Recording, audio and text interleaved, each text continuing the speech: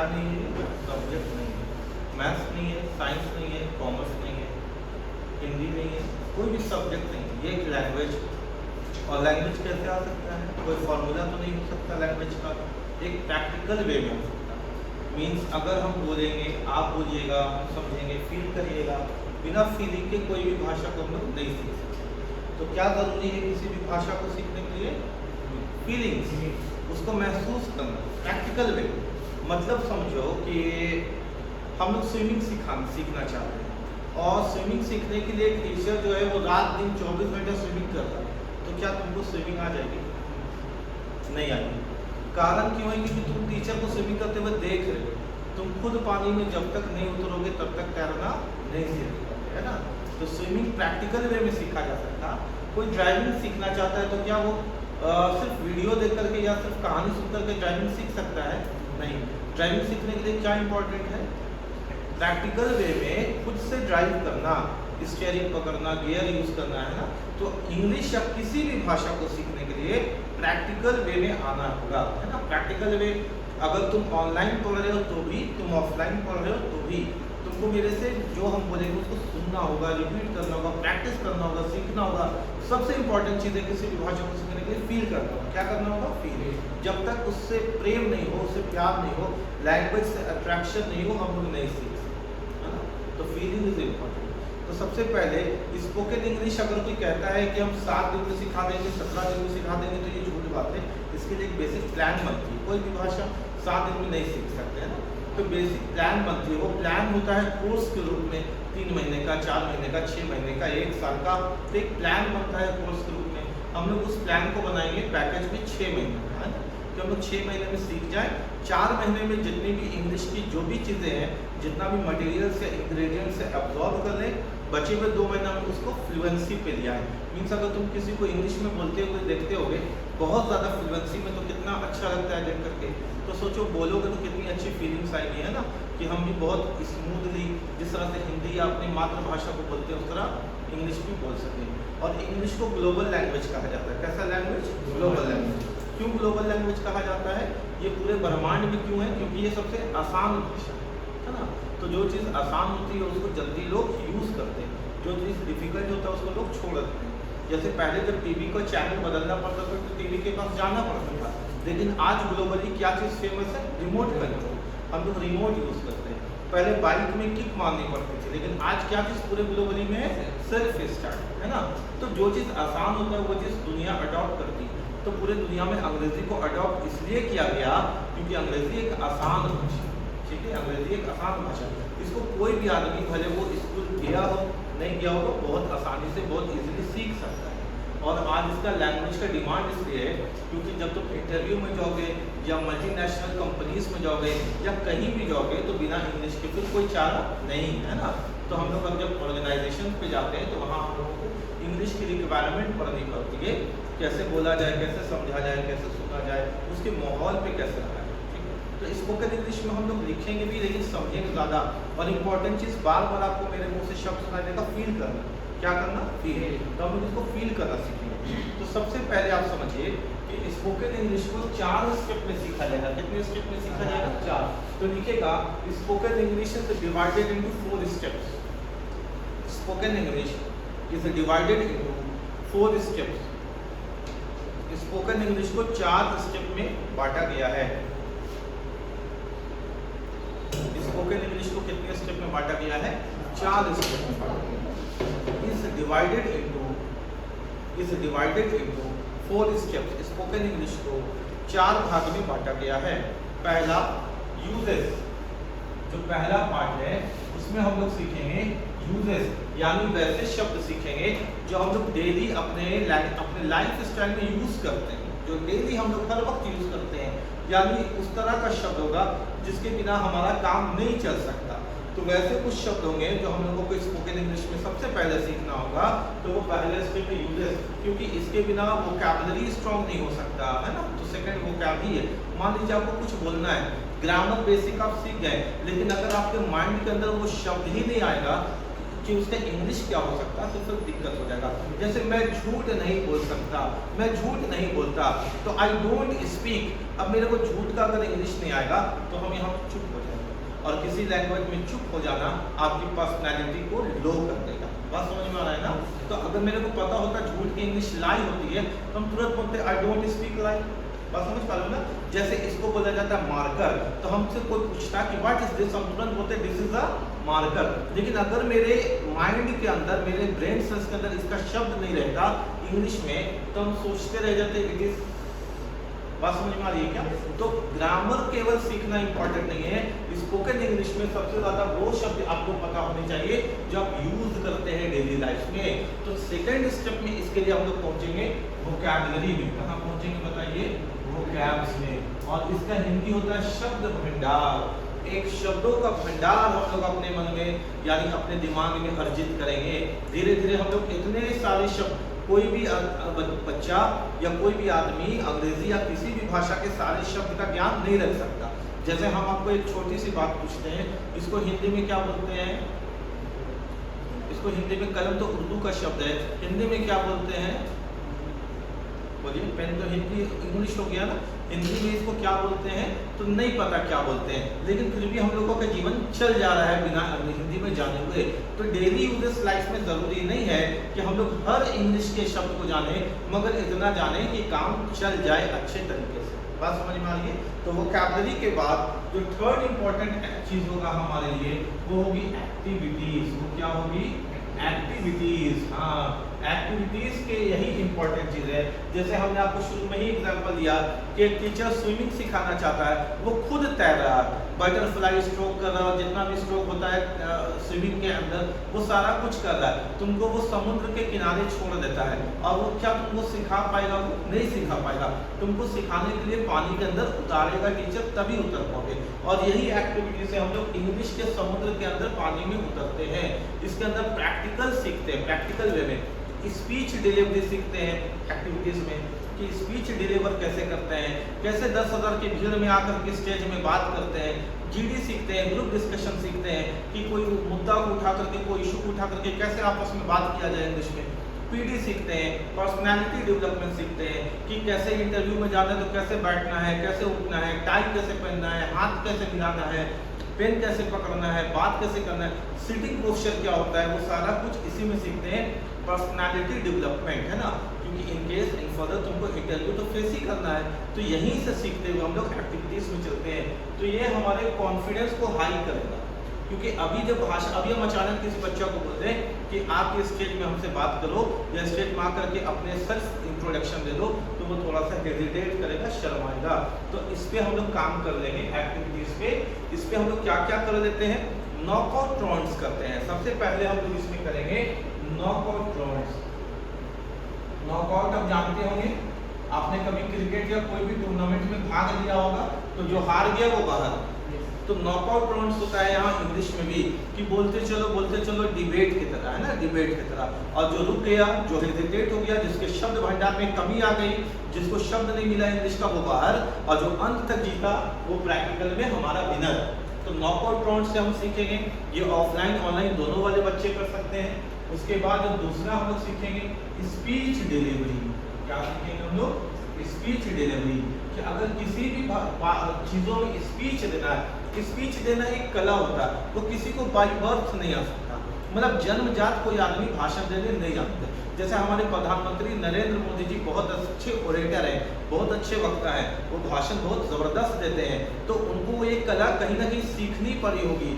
राजनीति के अंदर रहते वो इतने पक गए इस इन्वायरमेंट में कि अब उनकी जो भाषण होती है, बात करते हैं, तो लोग उनको सुनना पसंद करते हैं। लेकिन उसी के अलावा अगर कोई दूसरे वक्ता आ जाए, कोई दूसरे ओरेटर आ जाए, तो लोग बहुत सारे ओरेटर को नहीं सुनना पसंद करते हैं। तो स्पीच डिलीवरी बहुत इंपॉर्टेंट है ना, कि खड़ा तो वही सेम आदमी है, वही कद काटी है, वही जबान है, हिंदी में वो भी बात कर रहा है या इंग्लिश में वो भी बात कर रहा है, लेकिन एक आदमी को लोग सुन रहा है, एक आदमी को लोग सुन नहीं रहा है। तो यही हम लोग प्रैक्टिकल यहाँ सीखते हैं, स्पीच डिलीवरी, कि किस तरह से सही स्पीच दिया जाए।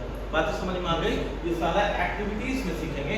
ये बोल्डनेस के लिए बहुत जबरदस्त चीज है, कि आपके अंदर बोल्डनेस कैसे आ जाए कि पूरा स्टेज भरा हुआ है और आप बिंदास खड़े होकर के स्टेज में एक दूसरे से बात करते हैं, अपनी बातों को सामने वाले के सामने रखते हैं। तो वो बोल्डनेस कहाँ से आता है? यहाँ से आता है प्रैक्टिस से। तीसरी चीज जो हम लोग सीखेंगे एक्टिविटीज के अंदर वो है जीडी, यानी ग्रुप डिस्कशन। किसी भी इशू के ऊपर, किसी इशू के अगर हम बात करें तो हम आपको समझा देते हैं इशू। देखिए थोड़ी थोड़ी चीजों में अंग्रेजी बदल जाती है। इशू का मतलब होता है मुद्दा, लेकिन अगर हम अंत में एस लगा दें तो इश्यूज का मतलब होता है संतान। जरा जरा चीज में इंग्लिश बदल जाता है। इशू का मतलब होता है क्या? मुद्दा, लेकिन इश्यूज का मतलब हो जाता है संतान, मतलब बेटा बेटी दोनों, है ना। आई हैव 2 इश्यूज, मेरे 2 संतान है। आई हैव 2 इशू, मेरे 2 मुद्दे हैं। बात समझ में आ रही है क्या? तो दोनों में चीजें बदल जाती है। तो ग्रुप डिस्कशन में हम लोग किसी इशू के ऊपर बात करेंगे, इश्यूज के ऊपर बात तो फिलहाल नहीं करेंगे, इशू के ऊपर बात करेंगे। और चौथा बात होता है पीडी, यानी सब कुछ करने के बाद पर्सनालिटी डेवलपमेंट, यानी कैसे स्टेज को फेस किया जाए, इंटरव्यू को कैसे फेस किया जाए, कितना कॉन्फिडेंस होना चाहिए कि मेरे को इंटरव्यू में डर ही नहीं लगे, एक बार जाए सामने वाले को इम्प्रेस कर दें और मेरा नौकरी हो जाए, मेरा सिलेक्शन हो जाए। क्योंकि first impression is the last impression, है ना। जो पहला प्रभाव पड़ेगा वही अंतिम प्रभाव रहेगा, बीच की चीजें लोगों को याद नहीं रहेगी। ठीक है, बात समझ में आ गई क्या? तो आपने इस चारों चीजों को लिख लिया कि पहला यूजर्स है, दूसरा वोकैब्स और तीसरा क्या बताइए? एक्टिविटीज। आप यहाँ तक लिख लीजिए। तो यहाँ तक आपने क्या समझा कि क्या इंपॉर्टेंट है? बताइए क्या इंपॉर्टेंट है? प्रैक्टिकल, है ना। कोई फॉर्मूला नहीं, कोई थ्योरी नहीं, कोई लेक्चर नहीं, है ना। अंग्रेजी कभी लिख करके नहीं आ सकता, अंग्रेजी केवल सुन करके नहीं आ सकता, अंग्रेजी केवल पढ़ करके नहीं आ सकता। अंग्रेजी या कोई भी भाषा की अगर हम बात करें तो प्रैक्टिकल करके आ सकता। कैसे करके आ सकता? प्रैक्टिकल। तो इसलिए, और चौथा इंपॉर्टेंट पॉइंट जो हम आपसे भूल गया शेयर करना वो है डेली या रेडीमेड सेंटेंसेस। रेडीमेड सेंटेंसेस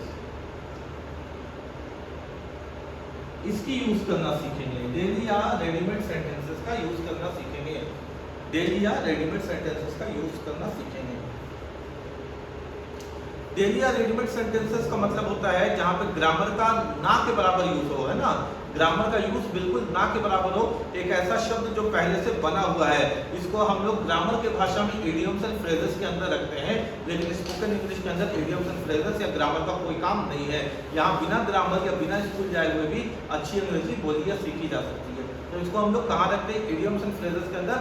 जब आप जनरल कंपटीशन के लिए ग्रामर पढ़ते हैं तो वहाँ रखते हैं, लेकिन अगर हम लोग जनरल कंपटीशन के लिए नहीं पढ़ रहे हैं, बोलचाल को अच्छा बनाने के लिए, फ्लुएंट करने के लिए पढ़ रहे हैं, तो फिर हम लोग इसको बोलते हैं रेडीमेड सेंटेंसेस। कुछ ऐसे सेंटेंस जो पहले से बने हुए हैं और ये हर वक्त बोला जाता है। जैसे मैं बाल कटवाऊंगा, मैं कपड़ा लूंगा। बात समझ में आ रही है क्या? मैं बाल कटवाऊंगा, मैं कपड़ा, अभी जाके अभी आ जाएंगे, बस 2 मिनट रुको। कुछ ऐसे शब्द जो हर 2 मिनट, हर 3 मिनट के अंदर बात करने के बीच में ऑटोमेटिकली आ जाता है, तो उसको कैसा सेंटेंस बोलते हैं? बोलो, रेडीमेड सेंटेंसेस। रेडीमेड सेंटेंसेस में आगे हम लोग इसके बारे में चर्चा करेंगे। हम आपको थोड़ी सी इसके बारे में जानकारी दे देते हैं। इसको मिटा दें क्या? इसको मिटा दे रहे हैं। रेडीमेड सेंटेंसेस के अंदर सबसे ज्यादा इंपॉर्टेंट जो शब्द है वो है गेट। क्या शब्द बताइए? गेट। ये हम लोग आगे पढ़ेंगे, बस हम आपको इंट्रोडक्शन देना चाहते हैं कि यूज कैसे करेंगे। गेट का बड़ा इंपॉर्टेंट चीज है। गेट का हिंदी क्या होता है? प्राप्त करना, ले लेना, है ना। लेकिन एग्जाम के पॉइंट ऑफ व्यू से वो ठीक है, English spoken point of view से आप जब समझिएगा तो किसी भी रेडीमेड सेंटेंस के अंदर गेट का बहुत ज्यादा प्रयोग होता है। गेट का जैसे अगर हम यूज करना चाहते हैं कि मैं बाल कटवाऊंगा, मैं बाल कटवाऊंगा, तो बताइए आप इसका इंग्लिश क्या बोलिएगा? I get my hair cut. I get my hair cut. तो ये रेडीमेड सेंटेंसेस में गेट का बहुत इंपॉर्टेंट रोल है। हम लोग गेट का, लुक का, शुड का, है ना, इस तरह का जो मॉडल्स के अंदर कुछ शब्द होते हैं, कुछ वर्ब के अंदर शब्द होते हैं, उनको रेडीमेड सेंटेंसेस के अंदर कैसे यूज करते हैं वो सीखेंगे स्टेप नंबर 4 में। स्टेप नंबर 1 क्या हो गया? यूजेस, कि कैसे यूज करें अंग्रेजी को। स्टेप नंबर 2 क्या हो गया? वोकैबुलरी यूज करना आ गया, ग्रामर का यूज करना आ गया। लड़का को ही करेंगे, लड़की को शी करेंगे, 2 है तो बोथ करेंगे, 2 से ज्यादा है तो दे करेंगे। बात समझ में आता है? हम सब है तो वी करेंगे, हम सब पैसिव फॉर्म में तो अस करेंगे, वो सब पैसिव फॉर्म में तो देम करेंगे, लड़का पैसिव फॉर्म में तो हिम करेंगे, लड़की पैसिव फॉर्म में तो हर करेंगे। भाई यूज तो सीख गए, am, is, are, was, were, has, have, had, modals, has be, were सब सीख गए, लेकिन वोकैबुलरी नहीं है तो फिर कोई काम का नहीं। तो पॉइंट नंबर 2 पे बड़ी काम है, क्या है? वोकैबुलरी, कि किसी शब्द का जब मन में हिंदी आया तो उसको इंग्लिश में कैसे करेंगे। बात समझ में आ गई? तो 2 पॉइंट के बाद तीसरा पॉइंट क्या है? सीखने के बाद हम लोग कहाँ आ गए? फिर एक्टिविटी में। जब हम लोगों ने यूज सीख लिया, वोकैब सीख लिया, अब हम लोग उसका एक्टिविटी करेंगे। एक्टिविटी क्यों करेंगे? प्रैक्टिकल। विराट कोहली बहुत बड़ा बैट्समैन है, 2 साल नहीं खेला, अभी फॉर्म खराब है ना, अभी फॉर्म खराब है, लेकिन उसका रेगुलर बेस में देखोगे तो बहुत बड़ा बैट्समैन है। 2 साल उसको बोलो कि आप घर में रहिए, मत खेलिए, अगर वो 2 साल घर में रह गया तो जितना बड़ा भी बैट्समैन हो जाए दुनिया का, या जितना बड़ा भी बॉलर हो जाए दुनिया का, कॉन्फिडेंस उसको आ गया कि हम तो सीखे हुए हैं, मेरे को तो बैटिंग करना आता है, मेरा टाइमिंग अच्छा है, हमको चौका छक्का कैसे मारना है, कौन स्ट्राइक कौन ड्राइव करना है, सब कुछ आता है। लेकिन वो घर में बैठ जाए 2 साल इस चीज़ को सोच करके कि हमको तो मास्टर ब्लास्टर है हम क्रिकेट के, तो अगले बार 2 साल के बाद जब वो क्रिकेट के लिए उतरेगा उसका परफॉर्मेंस स्मूथ रहेगा कि हेजिटेंटी रहेगा, है ना, मतलब रुकावट रहेगा ना उसमें, जिसको हर्डल्स भी कहा जाता है, हर्डल्स रहेगा, स्मूथ नहीं रहेगा। क्यों नहीं रहेगा? क्योंकि उसने उस चीज़ को एक्टिविटी में नहीं रखा, अपने डेली यूसेस में नहीं रखा। तो एक्टिविटी बड़ा इंपॉर्टेंट है। बात समझ में आ गया क्या? तो हम लोग सीखने के बाद ओवर कॉन्फिडेंस नहीं होंगे कि आ गया, एक्टिविटी में ला देंगे। 4 सवाल अचानक शट से इधर, 4 सवाल इधर, अचानक इधर, कोई बच्चा अचानक किसी से पूछ लेगा, कोई बच्चा अचानक किसी से पूछ लेगा। और एक्टिविटी के अंदर भी हम लोगों ने कितने चीज़ को बांटा? सबसे पहले बताइए एक्टिविटी के अंदर हम लोग क्या करेंगे? सबसे पहले क्या करेंगे? नॉकआउट राउंड करेंगे, यानी खड़ा होकर के बोलना चालू कीजिए, आप कुछ पूछिए, आप कुछ पूछिए, देखते हैं कि कौन किसको भाषा में हरा सकता है ना। व्हाट इज योर नेम से शुरू होकर के कहानी कहाँ तक जाएगा, देखिएगा, बहुत दिलचस्प, बहुत इंटरेस्टिंग वे पे हम लोग सीख सकते हैं। ऑनलाइन वाले भी ऑफलाइन वाले भी दोनों सीख सकते हैं। तो बात तो समझ में आ गई क्या?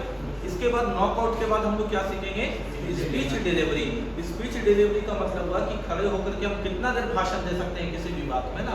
जैसे हिंदी में अगर बात करें तो बहुत लोग तो हिंदी में बहुत स्मूथली बोलते हैं, लेकिन जब आप उनको स्टेज में खड़ा कीजिएगा 50 लोगों के सामने तो डर जाते हैं, है ना, धड़कन तेज हो जाती है, या समझ में नहीं आता शुरू कहाँ से करें, फ्रॉम वेयर टू बिगिन, शुरू कहाँ से करें। तो इस तरह का जो क्रक्स है, ये क्रक्स को हम लोग तोड़ते हैं यहाँ, है ना, कि भाई तुमको पता होना चाहिए कहाँ शुरू करना है, कहाँ खत्म करना है। इतना प्रैक्टिस हो जाएगा एक्टिविटी से। तीसरी चीज़ क्या थी उसमें बताइए? ग्रुप डिस्कशन, है ना, कि किसी मुद्दा को उठा करके हम लोग कितना ग्रुप डिस्कशन से क्या होता है कि कुछ उसके पॉइंट ऑफ व्यू से आप सीख लेते हैं, कुछ आपके पॉइंट ऑफ व्यू से वो सीख लेता है। जैसे कुछ शब्द अच्छा लग गया, जैसे कोई आदमी बोलता है कि tell me something about yourself, यानी अपने बारे में कुछ बताओ, और एक आदमी आपको बोल देगा कैरेक्टरिस्टिक्स योरसेल्फ, तो आप बोलेगा बड़ा मजेदार है ये, tell me something about yourself तो कॉमन है, सुना है, लेकिन अगर कोई अचानक एक बाउंसर मार दिया कैरेक्टरिस्टिक्स योरसेल्फ, तो आप बोलेगा हाँ ये बात तो नया मिला। कैरेक्टरिस्टिक्स योरसेल्फ का मतलब भी वही है, अपने बारे बताओ, लेकिन अंग्रेजी बोलने का तरीका बहुत जबरदस्त है। बात समझ में आ गया क्या? तो हल्का सा जब आप उसको मॉडरेट कर देते हैं, कुछ नया बना देते हैं, तो बोलने में सुनने में अच्छा लगता है, और सामने वाला थोड़ा चौंक जाता है कि भैया सामने वाला क्या बोल दिया, हमको तो समझ में ही नहीं आया, है ना। तो अच्छी स्टैंडर्ड इंग्लिश सीखेंगे। उसके बाद हम लोगों ने देखा रेडीमेड सेंटेंसेस, है ना, कि जहाँ पे मॉडल्स का ज़्यादा यूज होता है। ठीक है, तो इतनी एक्टिविटीज करने के बाद आगे हम लोग पढ़ते हैं। यहाँ तक आपने लिख लिया इस बात को? ठीक हो गया यहाँ तक। चलिए, अंग्रेजी का बात बहुत हो गया। अब एक शेर हम सुनाते हैं आपको, शेर को गौर से सुनना है, उस शेर को सुन करके फिर मेरे साथ बोलना है। ठीक है, शेर समझते हैं ना, शेर व शायरी वाला ना, सुनिएगा पहले गौर से। ठीक है, तकलीफ ना होने देंगे तुझे, तेरा नाम ही लेना छोड़ दिया। क्या बोले? तकलीफ ना होने देंगे तुझे, तेरा नाम ही लेना छोड़ दिया। जिस दिल में बसा था प्यार तेरा, उस दिल को कब का तोड़ दिया। मजा आया सुनते हैं? बहुत मजा आ गया तुमको पर्सनली?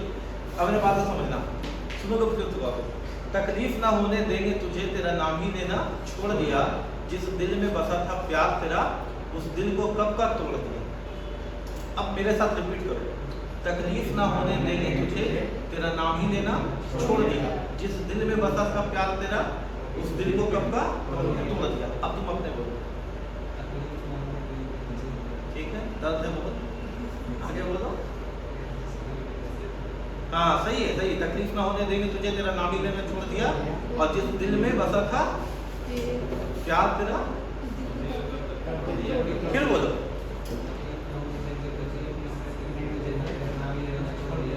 हाँ, जिस दिल में बसा था,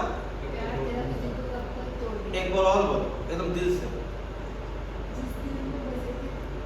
तकलीफ ना, बोलते रहो, कोई दिक्कत नहीं है, बोलो। यही हम लोग आज करेंगे, गजल गाएंगे, बोलते रहो। तकलीफ ना होने, बस कॉन्फिडेंस लाना ना, छोड़ दो कि हम लोग शेयरी बोल रहे हैं कि क्या बोलो, कॉन्फिडेंस रखो। हाँ भैया हमको शेयरी करना है ना, किसी को जगह चिपका के नहीं, ठीक है, बस बोलते रहो। क्या बोले हम, बोलो बोलो। तेरा नाम ही लेना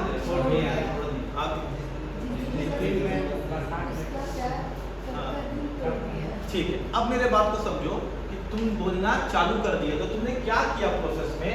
सबसे पहले तुमने सुना, तकलीफ ना होने देंगे तुझे, तेरा नाम ही लेना छोड़ दिया, जिस दिल पे बसा था प्यार तेरा, दिल को कब का तोड़ दिया, ठीक है, तोड़ दिए हम लोग ना। तो ये लिसन किए, उसके बाद हम लोगों ने, तुमने क्या किया? मेरे सुनने के बाद उस चीजों को रिपीट किया, सुनने के बाद क्या किया? रिपीट किया, और रिपीट होने के बाद तुमने फिर क्या किया? बोल दिया, स्पीक कर दिया। तुमने क्या किया? फिर स्पीक कर दिया। यानी कोई सॉन्ग भी होता है, कोई गाना भी होता है, तो हम लोग सबसे पहले अंतराक्षरी अगर कोई खेलते हैं तो अंतराक्षरी में कौन गाना को हम लोग गाते हैं? जो गाना को सबसे पहले सुनते हैं और फिर उसको गुनगुनाते हैं, और उसके बाद वक्त आता है तो फिर गा देते हैं। वो तो बात समझ में आया? तो किसी भी भाषा को सीखने के लिए सबसे पहले सुनना जरूरी है, लिसन करना, फिर क्या करना जरूरी है? रिपीट करना। रिपीट करना जरूरी है, बिना रिपीट किए हुए टूटेगा नहीं, दिल छोड़ेगी नहीं, फिर है ना। रिपीट करना जरूरी है, और उसके बाद जब जरूरत पड़े तो बोल देना जरूरी है। तो किसी भी भाषा को, किसी भी शेर को, किसी भी गाना को सीखने के लिए 3 चीज में हम लोगों को काम करना है। क्या 3 चीजें बताओ? लिसन, सुनना, उसके बाद रिपीट, दोहराना, उसके बाद बताओ स्पीक, बोलना। अच्छा, लिसन का मतलब क्या होता है? सुनना। और हियर का मतलब क्या होता है? वो सुनना। हियर का मतलब भी होता है सुनना, और लिसन का मतलब भी होता है सुनना। तो भाई दोनों में क्या फर्क है? क्या दोनों सेम है? और समझते हैं दोनों में फर्क क्या है। हियर का मतलब क्या होता है? सुनना। देखो जो हम लोग का कान है ना, अनकंट्रोलेबल ऑर्गन है। कैसा ऑर्गन है? अनकंट्रोलेबल। एक ऐसा यंत्र, एक ऐसा ऑर्गन जो कंट्रोल में नहीं है। मेरा आंख कंट्रोलेबल ऑर्गन है, मतलब हमको इस खिड़की के बाहर नहीं देखना, हम आंख बंद कर देंगे, हम इधर देख रहे हैं। बात समझ में आ रही है क्या? अगर हम इधर देख रहे हैं तो खिड़की के उधर देख पा रहे हैं क्या? नहीं। या आंख बंद कर देंगे तो देख पा रहे हैं क्या? नहीं। आंख मेरे कंट्रोल में है कि नहीं? Controllable organ. लेकिन कान अनकंट्रोलेबल ऑर्गन है।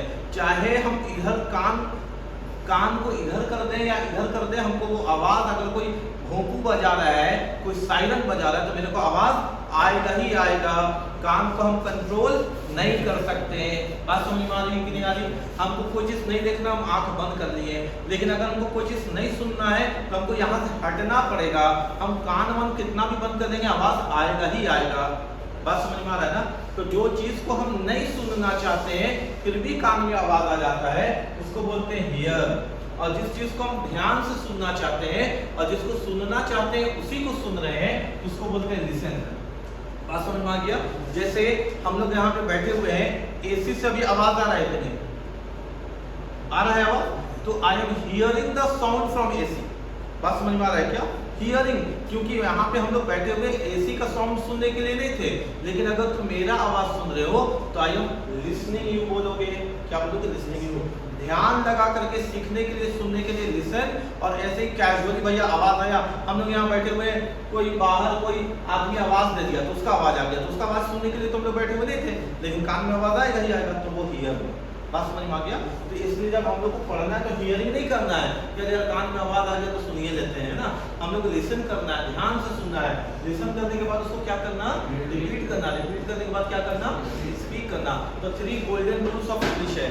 इंग्लिश के 3 सुनहरे नियम, 3 गोल्डन रूल्स। बताओ क्या क्या रूल्स है उसके?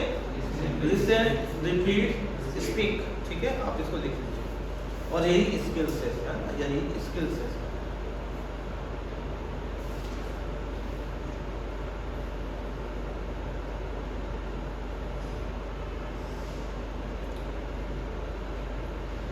यही इसका स्किल्स है।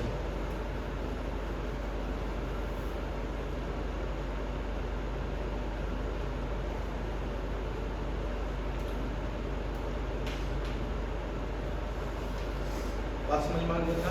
अच्छा, अब सबसे पहले हम जब इंग्लिश स्पोकन की क्लास लेना शुरू करते हैं तो हम कभी तुमको ये नहीं पढ़ाते हैं कि यह कुत्ता है दिस इज अ डॉग, या बिल्ली है दैट इज अ कैट। ये पढ़ा करके टाइम नहीं बर्बाद करते, सबको मालूम है। अगर हम पूछते हैं कि यह मार्कर है, इसका इंग्लिश क्या होगा? This is a marker. यहाँ तक सब जानता है। कोई आदमी जंगल से छूट करके नहीं आया कि अचानक उसको हम दिस और डैट पढ़ाने लगे। वही पढ़ो, वही सीखो जिसमें टाइम नहीं बर्बाद हो। दिस और डैट तो सबको पता है। बात समझ में आ रहा है ना? हाँ, जब उसका क्लासिफिकेशन में जाएंगे दिस, दैट, दीज, दोज, है ना, दे, देयर, जब क्लासिफिकेशन में जाएंगे तब वहाँ पर जरूरत पड़ेगी। नहीं तो हिंदी और इंग्लिश का ट्रांसलेशन से अंग्रेजी नहीं सीख सकते हैं। इस लेवल को हाई रखना है, शुरू से ही स्टैंडर्ड रखना। तो सबसे पहले आज हम लोग जब शुरू करेंगे, ये भूमिका था, इंट्रोडक्शन था कि हम लोग को क्या पढ़ना है, कैसे पढ़ना है, समझ में आ गया। अब चैप्टर का शुरुआत करते हैं। सबसे पहले जब हम लोगों को पढ़ना है तो हम लोगों को सबसे पहले सीखना है अपना परिचय देना, अपना इंट्रोडक्शन देना। क्योंकि फ्रेंडशिप हो, किसी से करना हो, रिलेशनशिप का बात हो, तुम्हारा शादी का कहीं लग जाए वहाँ से बात हो जाए, या किसी से अनजान आदमी ट्रेन में बैठा हुआ वहाँ दोस्ती हो जाए, या इंटरव्यू में जाओ, तो सबसे पहले जो ज़रूरत की चीज़ होती है वो है अपना परिचय। सामने वाला भी अपना परिचय, आप कहाँ रहते हैं, आप क्या करते हैं, आप कहाँ जा रहे हैं, यही तो सवाल होता है ना। तो फिर सामने वाला अपना परिचय देता है, मैं ये हूँ, मैं ये करता हूँ, मैं वो करता हूँ। तो चलो हम लोग सीखते हैं हाउ टू इंट्रोड्यूस आवरसेल्फ, कैसे अपने आप की परिचय दें। तुमको पता है क्या कि जब लोग पीटी और मेंस का एग्जाम निकाल लेते हैं, पीटी और मेंस का एग्जाम निकाल लेते हैं, तो बहुत पैसा खर्च करते हैं, 15 से 20 हज़ार रुपया खर्च करते हैं सिर्फ इंटरव्यू की स्किल्स को सीखने के लिए, सिर्फ इंटरव्यू की स्किल्स को सीखने के लिए। या बहुत सारी एमएनसी कंपनी होती है, मल्टीनेशनल कंपनीज, जहां इंटरव्यू लिया जाता है तो वहां के लिए भी कोर्स लेते हैं वो, और क्या सीखना चाहते हैं? इंट्रोडक्शन देने के लिए अपना, है ना, कि जब हम कंपनी में जाएं तो कैसा इंट्रोडक्शन दें कि सामने वाले मेरे को पसंद कर ही ले, क्योंकि first impression is the last impression. और हम तुमको अभी ही बता देते हैं आज ही कि अपना इंट्रोडक्शन कैसे देना है। तो हर दिन हम लोग कुछ ना कुछ सीखेंगे और ज़बरदस्त सीखेंगे, मेरी गारंटी है ना। बच्चा की तरह नहीं करेंगे। जब भी आएंगे this is a ball that is a cat बहुत हो गया, उसका काम हम नहीं करेंगे। जब भी आएंगे यहाँ क्लास के अंदर एक ऐसा चीज़ सीखेंगे जो हम लोगों के लाइफ के एक स्टैंडर्ड को बढ़ाते जाएगा, हर दिन एक स्टैंडर्ड हमारा बढ़ाते जाएगा। तो आज के बाद तुमको अपना इंट्रोडक्शन देने में दिक्कत नहीं होगा। तो चलो अपना इंट्रोडक्शन हम लोग देना सीखते हैं, है ना। तो सबसे पहले लिख लो कॉपी में ताकि रिवीजन में काम आ जाए। Introduce yourself, introduce yourself. अगर कोई ऑनलाइन में है तो ऑनलाइन वाले स्टूडेंट भी कॉपी में ही नोट करके लिखेंगे इंट्रोड्यूस योरसेल्फ। सबसे पहले हम जैसे तुमसे पूछते हैं कि अपना इंट्रोडक्शन दो, तो तुम कैसे शुरू करते हो अपना इंट्रोडक्शन, बताओ। माय नेम इज, ठीक, हाँ, इसी बच्चा का इंतजार था हमको। बहुत लोग माई सेल्फ से शुरू करते हैं, है ना। अब मेरे बात को समझना, कभी भी अपना इंट्रोडक्शन अगर तुम माई सेल्फ से किया, जैसे माई सेल्फ अभिनय या माई सेल्फ अभिनय या दिस इज अभिनय, तो ये जो इंट्रोडक्शन है ना, ये रूड फॉर्म है। इंट्रोडक्शन का कैसा फॉर्म है बोलो? Root form. और हमेशा हम लोग को बात करने के लिए रखना है पोलाइट फॉर्म। बात समझ में आ गया क्या? वहीं पे नंबर कट गया, वहीं पे तुम्हारा इंटरव्यू में शॉर्टलिस्टेड हो गया कि नॉट सिलेक्टेड, जब तुमने अपने लिए माई सेल्फ या दिस इज का प्रयोग किया, है ना। ये परिचय तो है मगर रूड फॉर्म है, मतलब कोई दबंग व्यक्ति अपना दबंगई दिखाना चाह रहा है और अपना पहचान करवाता है कि मैं हूँ खलनायक। बात समझ में आ रहा है क्या? तो जब मैं हूँ खलनायक का इंट्रोडक्शन दिया जाएगा तो माई सेल्फ और दिस इज से दिया जाएगा, है ना, कि कौन है सामने आओ, तो दिस इज अभिनय। बात समझ में आ गया? हम हैं तुम्हारे सामने, समझ में आ रहा है ना, ठाकुर वाला पर्सनालिटी। लेकिन भैया इंटरव्यू में सब काम नहीं चलता है, तो जब तुम यहाँ माई सेल्फ या दिस इज बोलते हो तो समझ जाएगा कि ज्यादा फिल्म देख करके आया है या फिल्म से सीख करके आया। फिल्म में ये सब बहुत चलता है, डायलॉग, है ना, फिल्म में, सीरियल्स में, और आजकल जो मोबाइल में सीरियल चलता है उन सब में, है ना, पंचायत में, तो ये इंट्रोडक्शन बहुत चलता है। दिस इज या माई सेल्फ कैसा इंट्रोडक्शन है, रूड, यानी किसी को अपने दबंगई में इंट्रोडक्शन देना है, पावर दिखाना है ना, कि कौन है यहाँ का मालिक, और तुम चाहते हो कि थोड़ा इसको पावरफुल दिखाया जाए तो तब बोलोगे दिस इज माई सेल्फ। लेकिन किसी को फॉर्मल, अब कोई अनजान आदमी ट्रेन में तुम्हारा नाम पूछ रहा है, तुम बोलोगे बेटा बताते हैं, तो ये खराब बात हो जाएगा ना। तो उसको लिए फिर हम लोग यूज करते हैं बहुत प्यार से, बहुत आसानी से और बहुत समझदारी से कि सर देखिए मेरा नाम इज, माय नेम इज अभिनय। बोलो बात समझ में आ गया क्या?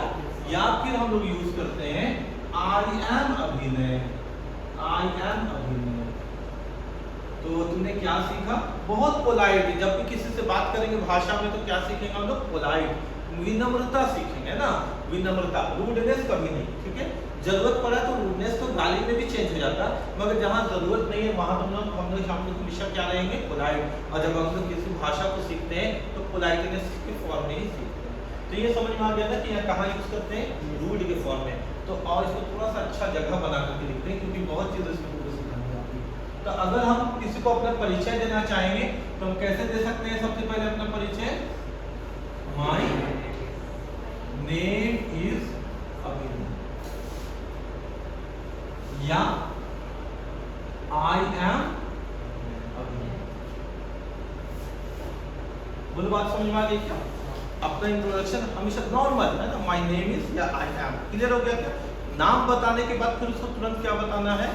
हम कहाँ रहते हैं, आप कौन हैं, आप कहाँ रहते हैं, ठीक है। तो सबसे पहले तुमने पॉइंट बना लो, पॉइंट बना लो, नेम, सबसे पहले नेम का पॉइंट बना लो, नेम, नेम के बाद डैश दे देना, माय नेम इज अपना नाम लिख देना, या आई एम डैश अपना नाम लिख देना। जो तुमको पसंद आया तुम दोनों में से कोई एक को यूज कर लो।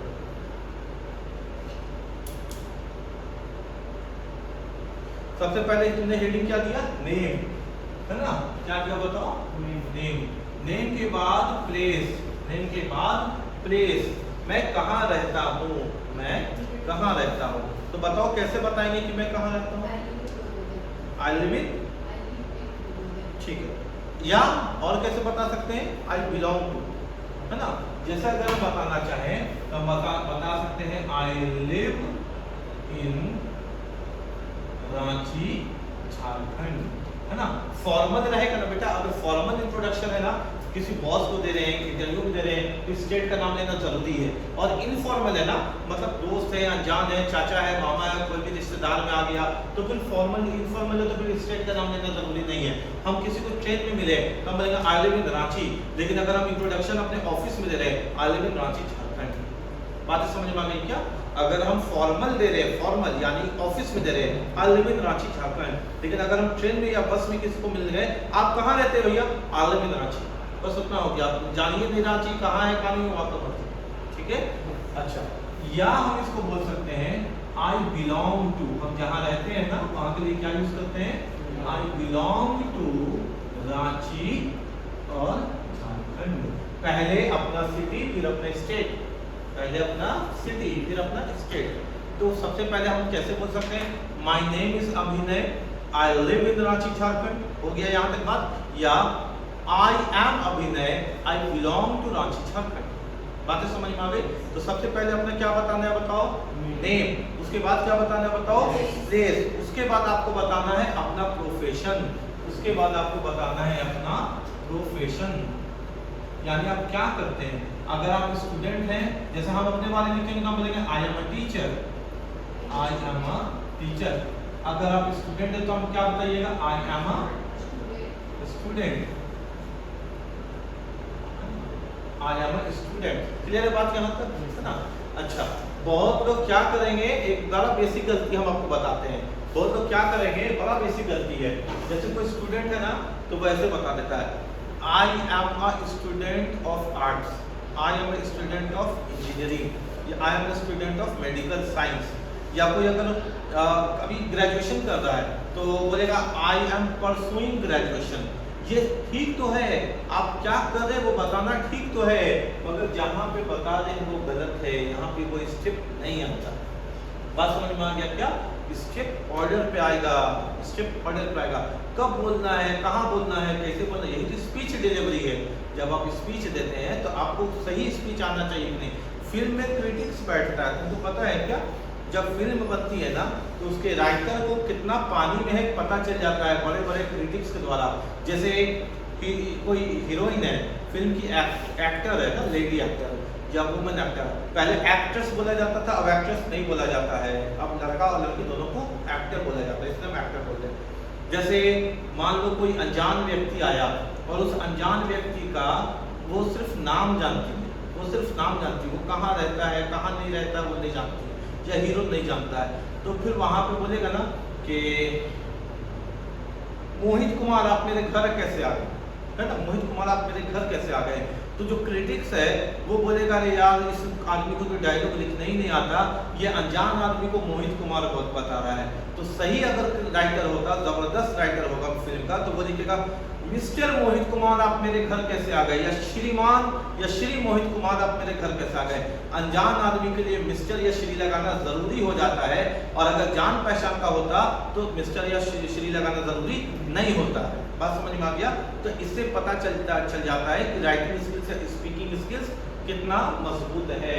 तो यहाँ पे जब हम बोलते हैं आई एम ए स्टूडेंट, तो मैं एक विद्यार्थी तो हूँ, लेकिन यहाँ पे नहीं बताते कि हम किस चीज का विद्यार्थी हैं, यहाँ पे नहीं बताते हैं। रोचक रखना है, रोचक, आगे उसको सुनने वाले के लिए मन में विचार है भैया कौन सी पढ़ता है, यही भी बोल दिए खत्म हो गया। बात समझ पा रहे हो ना? इससे फायदा क्या होगा, इंटरव्यू के पॉइंट ऑफ व्यू से फायदा होता है। कैसे? आई एम ए स्टूडेंट, मैं स्टूडेंट हूँ, तो सामने वाला फिर पूछेगा ना कि क्या पढ़ते हो, what do you study, I study commerce, I study arts, जो पढ़ते हो, फिर बात करता है, वहाँ पे डायलॉग ब्रेक होता है। बात समझ में आ रहा है? तुम खुद से ही सब बताते जाओगे तो फिर वो ऐसा सवाल पूछेगा कि तुम नहीं जानते, इसलिए छोड़ो, जगह छोड़ना है। बात समझ में आ रही है क्या? स्टेप है, सबसे पहले क्या होता है बोलो, अपना नाम, परिचय में सबसे पहले अपना नाम, उसके बाद रेस, उसके बाद प्रोफेशन। शुरू करो, तीनों लाइन बताओ, वन बाय वन बताते चलो।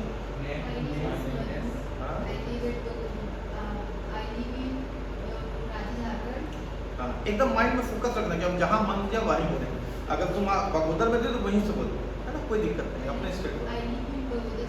Very good. I am a student. फिर अब तुम बोलो। हाँ,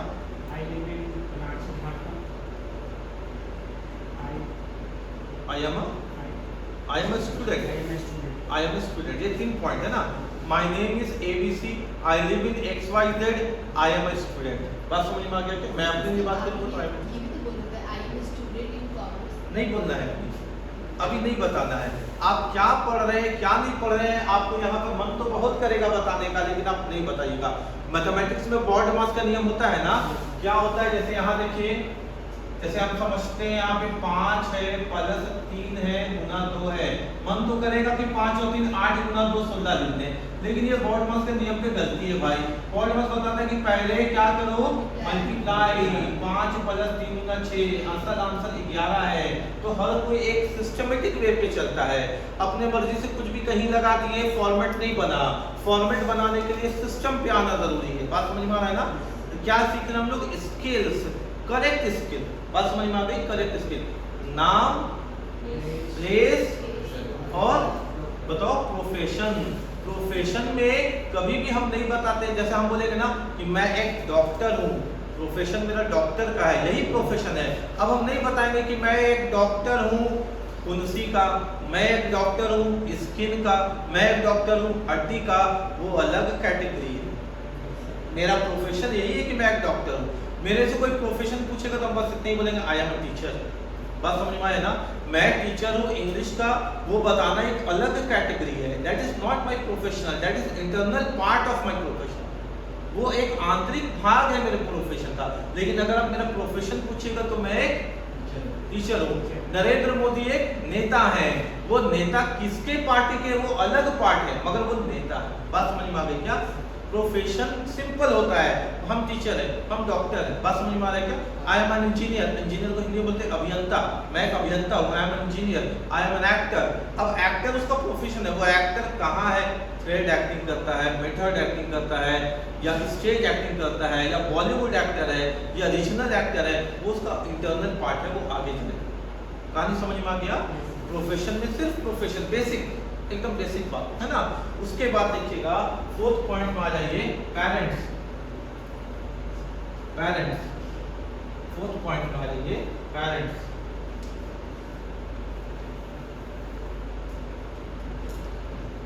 My father's name is M Kumar. आप अपने स्वाद अनुसार लिख लीजिए जो आपके पापा का नाम।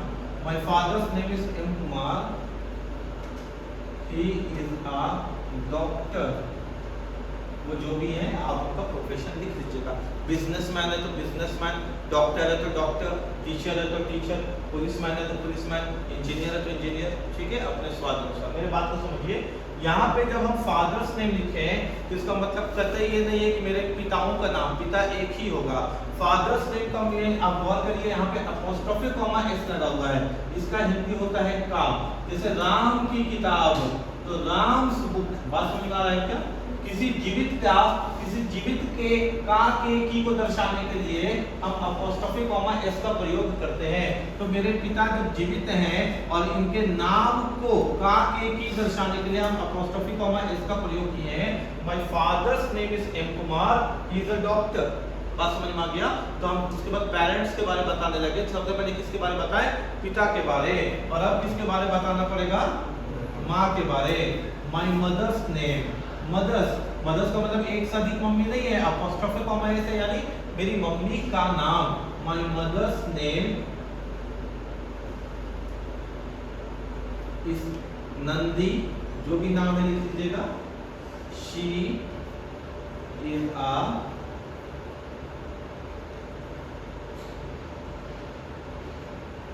House maker, she is a house maker. मेरे पिता का नाम क्या है? M Kumar, he is a doctor. मेरे पिता का नाम एम कुमार है, ये एक डॉक्टर है।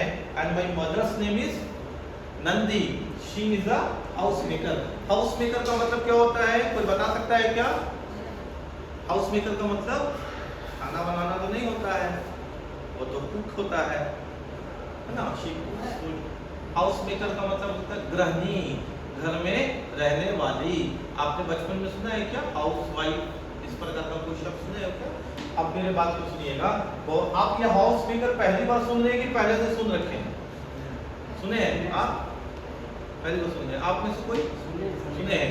ये अक्सर लोग सुनते हैं और ये गलत होता है। ये अक्सर लोग सुनते हैं और ये गलत होता है। जैसे लेडीज का उल्टा क्या होता है बोलिए? जेंट्स। ये भी अक्सर लोग सुनते हैं, लेकिन जेंट्स का मतलब टॉयलेट होता है। क्या होता है जेंट्स का मतलब? टॉयलेट। ये भी अक्सर लोग पुरुष के बारे में सुनते हैं कि जेंट्स है, जेंट्स है।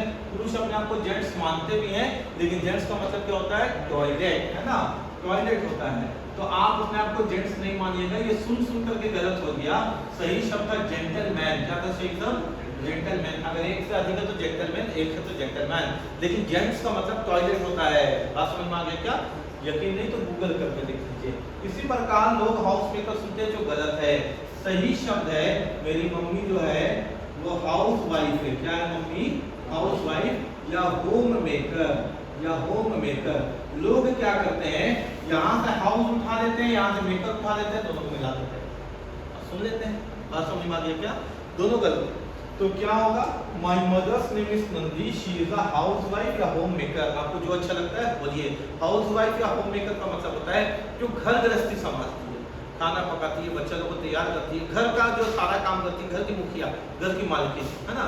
तो शुरुआत फिर से, सबसे पहले क्या? नाम, जगह, प्रोफेशन, 3 पार्ट। चौथा पेरेंट्स।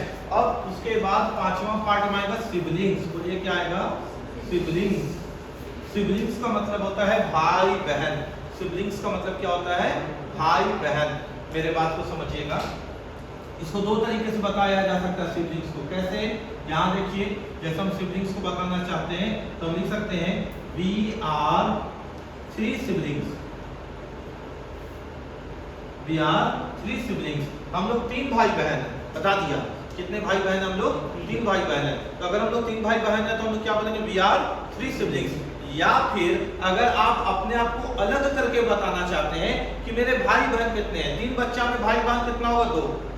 आप बोलने वाले तो आपके भाई बहन कितने हैं? 3 बच्चा है। पापा बोल रहे हैं कि 3 बच्चा है मेरा, लेकिन एक बच्चा बता रहा है कि मेरा भाई बहन कितना है, तो क्या बोलेगा? 2। तो अगर बोला जाए तो ऐसे भी बोला जा सकता है वी आर 3 सिबलिंग्स, हम लोग 3 भाई बहन हैं, या फिर आई हैव 2 सिबलिंग्स। दोनों में फर्क समझिएगा, दोनों में 3 ही बच्चा है, दोनों में बच्चा कितना है 3। यहाँ पे जब बोला गया तो अपने को काउंट करके बोला गया हम लोग 3 बच्चे, बच्चा बच्ची मिला करके हम लोग 3 है। यहाँ पर बोलने वाला उसी शब्द को कैसे घुमा के बोला कि मेरे 2 भाई बहन, एक मैं हो गया और मेरे 2 भाई बहन हो गए, हम लोग टोटल कितने हो गए 3 हो गए। तो इस सिबलिंग्स हो गए, बात समझ में आ रहा है क्या? तो सबसे पहले नाम my name is Abhinay, I am अभिनय, बहुत स्मूथली, बहुत प्यार से, माई सेल्फ नहीं और दिस इज नहीं, है ना, माय नेम इज अभिनय। उसके बाद area, I live in Ranchi Jharkhand या I belong to Ranchi Jharkhand, हो गया यहाँ तक बात। उसके बाद क्या बताना है बताइए, profession, I am a student, I am a teacher, I am a doctor, my parents, अब पेरेंट्स आ जाते हैं, my father's name is XYZ, he is a doctor, है ना, and my mother's name is ABC, she is a homemaker या housewife. अब आते हैं सिबलिंग्स में, पेरेंट्स के बाद मम्मी पापा के बाद भाई बहन, सिबलिंग्स में जब आ गए तो वी आर 3 सिबलिंग्स। आप जितने भी हैं अपने अनुसार लिख लीजिएगा, वी आर 3 सिबलिंग्स, या फिर अगर आप अपने आप को अलग करके बताइएगा तो आई हैव 2 सिबलिंग्स, ठीक है। और अगर आप ज्यादा डिटेल देना चाहते हैं तो आप बता सकते हैं 1 is brother and 1 is sister, ठीक हो गया, 1 is brother and 1 is sister, या 2 ऑफ देम आर ब्रदर्स, दोनों का दोनों भाई, जैसे भी, है ना। वो आगे सीखेंगे कैसे बाइफरकेट करना है, चीजों को कैसे तोड़ना है बाइफरकेट करके, that we will be studying further, वो हम लोग आगे सीखेंगे। फिलहाल हम लोग यहाँ पे ये सीखेंगे कि सिबलिंग्स को बांटा कैसे जाए। क्लियर है क्या यहाँ तक? तो सबसे पहले नाम, प्लेस, प्रोफेशन, मम्मी पापा, और उसके बाद सिबलिंग्स। उसके बाद देखिए, अब सिबलिंग्स बताने के बाद यानी घर का पूरा व्याख्या देने के बाद अब हम लोग आते हैं अपने एजुकेशनल बैकग्राउंड पे, पॉइंट नंबर 6। बात समझ में आया? अब आते हैं हम लोग एजुकेशनल बैकग्राउंड में, यानी जो चीज हम लोग यहाँ बोलते हैं वहां नहीं बोलना है, उसको पॉइंट नंबर 6 पे रखना है। मेरे बात को समझिए। अब हम लोग किस पॉइंट पर जाते हैं बताइए? पॉइंट नंबर 6 में। पॉइंट नंबर 6 होता है एजुकेशनल बैकग्राउंड। एजुकेशनल बैकग्राउंड यानी आपका एजुकेशनल बैकग्राउंड क्या है भैया? तो अगर आप ग्रेजुएट हैं तो आप बताइएगा I am graduate in art science BTech, जिसमें भी आप ग्रेजुएट है ना, I am graduate in arts, I am graduate in commerce, I am graduate in science, I am graduate in medical, जिसमें भी आप ग्रेजुएट हैं या आप ग्रेजुएशन कर रहे हैं तो फिर आप बताइएगा आई एम परसुइंग डूइंग नहीं होता है, पढ़ाई लिखाई के लिए डूइंग नहीं होता है, ठीक है। आई एम परसुइंग, डूइंग लोग बोल देता है, बोलने के लिए क्या किया जा सकता है ना, लेकिन सही इंग्लिश में पढ़ाई के लिए डूइंग का प्रयोग गलत है। जिस डूइंग का मतलब होता है करना, अभी हम कोई काम को कर रहे हैं दैट इज डूइंग, लेकिन किसी चीज को जारी रखने के लिए हम लोग बोलते हैं परसुइंग। पढ़ाई जारी है, पढ़ाई कर रहे हैं गलत है, अभी मेरी पढ़ाई जारी है। जारी का मतलब है कि हम कॉलेज जाते हैं, क्लास वर्क करते हैं, होमवर्क करते हैं। अब पढ़ाई कर रहे हैं मतलब बैठ करके लिखा पढ़ी कर रहे हैं, फर्क समझ में आ गया? अभी मैं पढ़ाई कर रहा हूँ, फोन में हम बोले तो मेरे को समझ में आ गया कि मेरा दोस्त बोल रहा है कि अभी नहीं जाएंगे खेलने, वो बैठ करके पेन कॉपी लेकर के बैठा हुआ है। लेकिन अगर मेरा दोस्त फोन में बोलता है अभी मेरी पढ़ाई जारी है, इसका मतलब ये हुआ कि अभी इस बंदे का ग्रेजुएशन या पोस्ट ग्रेजुएशन कंप्लीट नहीं हुआ, अभी जारी है।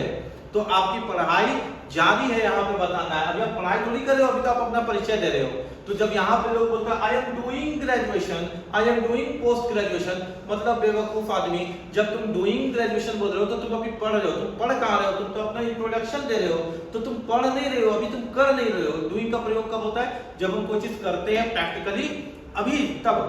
लेकिन जब जारी है किस तरह से शब्द किया जाए तो क्या बोलेंगे? परसुइंग। क्या बोलेंगे? Pursuing. I am pursuing graduation, I am pursuing graduation. जिस चीज में भी आप कर रहे हैं अपने स्वाद अनुसार लिख लीजिएगा, I am pursuing graduation in arts. बातें समझ में आना चालू हो गई क्या? डूइंग गलत है, क्यों गलत है? क्लियर हो गया?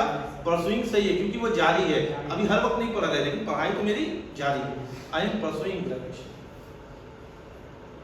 ठीक है। 7th नंबर इज ऑप्शनल, वो बताते हैं थोड़ी देर के अंदर, बस ये 6 पॉइंट पे फोकस करता है। अब हम लोग अपना इंट्रोडक्शन देना उम्मीद है कि सीख गए हैं। 7th नंबर इज ऑप्शनल है ना, वो कभी जरूरत पड़ता है तो बताते हैं, कभी जरूरत पड़ता है तो नहीं बताते हैं। पहले हम शुरुआत करते हैं इंट्रोडक्शन देना। सबसे पहले नेम, उसके बाद प्रेज, उसके बाद प्रोफेशन। प्रोफेशन में कभी नहीं बताया जाता कि हम कहाँ क्या करें क्या नहीं करें, बात क्लियर है क्या? प्रोफेशन के बाद 4th पॉइंट का ये पेरेंट्स के बाद सिबलिंग्स, सिबलिंग्स के बाद क्या चीज? Educational background. जो आपको मन कर रहा था कि भैया हम क्या पढ़ रहे हैं बताना, बताइए ना, लेकिन लास्ट में बताइए, क्योंकि बात यहाँ खत्म होती है कि आप क्या कर रहे हैं। सीक्वेंस समझ में आया? मम्मी पापा पहले है, भाई बहन पहले है, अभी जो कर रहे हैं लेटेस्ट है, और लेटेस्ट वाला अंत में। परसुइंग कर रहे हैं भैया, मम्मी पापा कर रहे नहीं, मम्मी पापा हो चुके हैं, भाई बहन हो चुके हैं। जो सीक्वेंस है, टाइम है, बात समझ में आ रहा है क्या? क्रॉनिकल टाइम है, और अभी जो आप कर रहे हैं ये आपका सबसे लेटेस्ट बात होगा, और लेटेस्ट बात को आप सबसे अंत में रखेंगे। लेटेस्ट बात को आप सबसे अंत में रखेंगे। लेटेस्ट बात ऐसा नहीं होगा कि आप मैट्रिक के बारे बाद में बताइए, इंटर के बारे पहले बताइए, नहीं, गलत है। सबसे पहले डॉक्यूमेंट में पहले मैट्रिक के बारे बताएंगे, फिर इंटरमीडिएट। सीक्वेंस है ना, तो यहाँ पे जो आपका इंट्रोडक्शन का सीक्वेंस का लेटेस्ट वर्जन बना, वो आपके ये सारी बातें पुरानी है कि आप कहाँ पैदा हुए, आपका नाम क्या है, आप क्या कर, आपका प्रोफेशन क्या है, आपके पापा क्या है, आपकी मम्मी क्या है, भाई बहन क्या है। लेटेस्ट बात अंत में। ये होता है सही इंट्रोडक्शन देने का तरीका, कि सुनने वाले को भी समझ में आ जाए, हाँ भैया जो वहां पे ये बात को खत्म किया, एकदम पॉइंट पे खत्म किया, जो अभी कर रहा है वहीं पे, यानी हमको लेके आया अपने नाम से, अंत से, और हमको कहां तक पहुंचा दिया, जो सिचुएशन में अभी वर्तमान में है वहां तक पहुंचा दिया। बंदा जबरदस्त है, बंदे में दम है। समझ में आ रहा है इंट्रोडक्शन देने का तरीका? चलिए अब हम लोग इंट्रोडक्शन देते। कौन दे सकता है अपने से? किसमें कॉन्फिडेंस है? खड़े हो जाइए, चलिए इंट्रोडक्शन दीजिए अपना।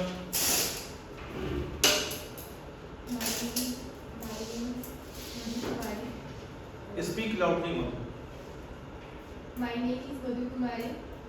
From my name is Madhu Kumari. I live Babodar. I live in beta. I live in Babodar, Jharkhand.